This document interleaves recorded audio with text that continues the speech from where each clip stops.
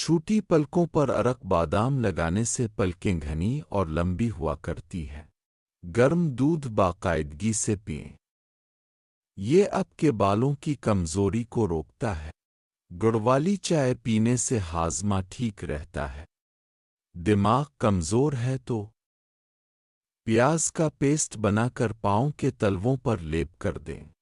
بادام کا تیل ہونٹوں پر لگانے سے ہونٹ کبھی پھٹتے نہیں ہیں۔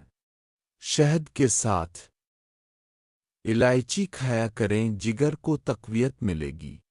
سر کے درد کو ختم کرنے کے لیے اجوائن کو سونگھ لیں، درد جلدی ختم ہو جائے گا۔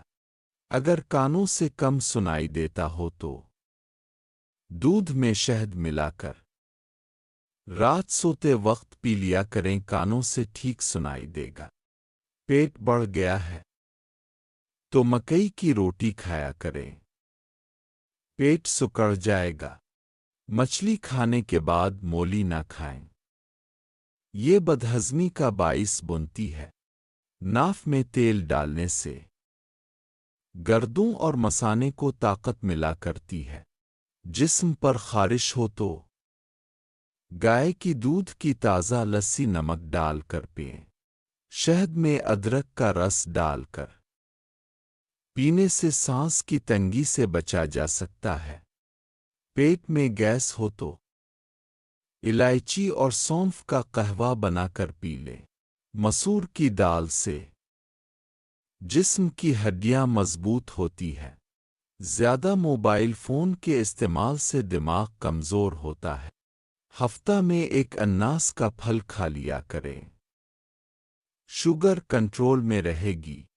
سونف کھانے سے چہرے سے کالے داغ دور ہو جاتے ہیں۔ سونف کو دہی میں ملا کر کھانے سے بھوک زیادہ نہیں لگتی۔ جو حضرات شلجم کا زیادہ استعمال کیا کرتے ہیں ان کا چہرہ ترو تازہ اور خوبصورت دکھائی دیا کرتا ہے۔ اگر بہت زیادہ کھانسی آتی ہو تو سیب کے ساتھ کشمش کے 4 دانے کھا لیں، کھانسی ختم ہو جائے گی۔ مثانے کی گرمی کو کم کرنے کے لیے کچے شلجم کھایا کریں۔ سفید موسلی لیکوریا کے مریضوں کے لیے بہت فائدہ مند ہے۔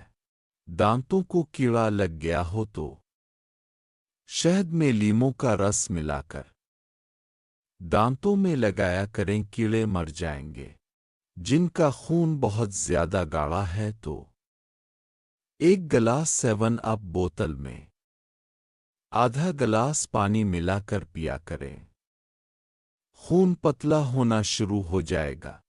چھوٹے قد کو بڑھانا چاہتے ہو تو بٹیر کا گوشت کھایا کریں، کھجور کھانا شروع کر دیں۔ زندگی میں آپ کے دانت کمزور نہیں ہوں گے۔